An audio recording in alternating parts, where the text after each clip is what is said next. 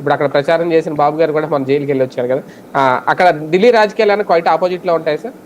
అంటే ఒక్కటి బేసిక్గా ఏంటంటే పొలిటికల్ హెరాస్మెంట్ అనేటటువంటి పాయింట్ని సహజంగా ప్రజలు వ్యతిరేకిస్తారు. అంటే సింపతి ఏం గెయిన్ అవ్వలేదా?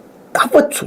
దానివల్లనే ఇప్పుడు ఏమన్నా గెలిస్తే గెలవాలి, అయితే అది పాజిటివ్ అవుతుంది లేకపోతే నెగిటివ్ అవుతుంది. ఇప్పుడు ఆ లెక్కనైతే జగన్మోహన్ రెడ్డి ఓడిపోయాడే జైలుకి వెళ్ళి వచ్చాక, గెలవలేదుగా 14లో. 19లో జైలుకి వెళ్ళి వచ్చాక కాదు గెలిచింది, అతను మామూలుగా గెలిచాడు. 14లో అయితే జైలుకి వెళ్ళి వచ్చినోడు ఓడిపోయాడు కదా. అదే సందర్భంలో మొన్న జార్ఖండ్లో వచ్చేటప్పటికి జైలుకి వెళ్ళి వచ్చినందుకు గాను సోరెన్ గెలిచాడు.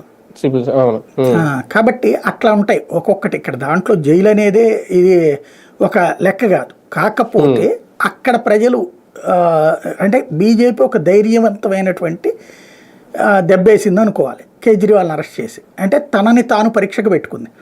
కేజ్రీవాల్ నీతివంతుడు అనుకునేటువంటిది కాదు, అతను అవినీతి పరుడు అని చెప్పడానికి జైలుని అనేది ఒక హైలైట్ చేసుకొచ్చింది. ఇప్పుడు అక్కడ ప్రజలు ఏం చూసుకుంటారు? ఒకప్పుడు భారతీయ జనతా పార్టీ అక్కడ 31 స్థానాలు గెలుచుకుంది. 31 స్థానాలు గెలుచుకున్నటువంటి భారతీయ జనతా పార్టీకి ఒక 5 సీట్లు వస్తే అధికారంలోకి వచ్చేస్తుంది. అంటే అక్కడ 70 టోటల్గా 70లో 31 వచ్చినాయి. అప్పుడు కాంగ్రెస్ పార్టీకి 27 వచ్చినాయి. ఆ టైంలో కేజ్రీవాల్ అనేటటువంటి ఆయనకి ఇది ఉన్నటువంటిది అతి తక్కువ.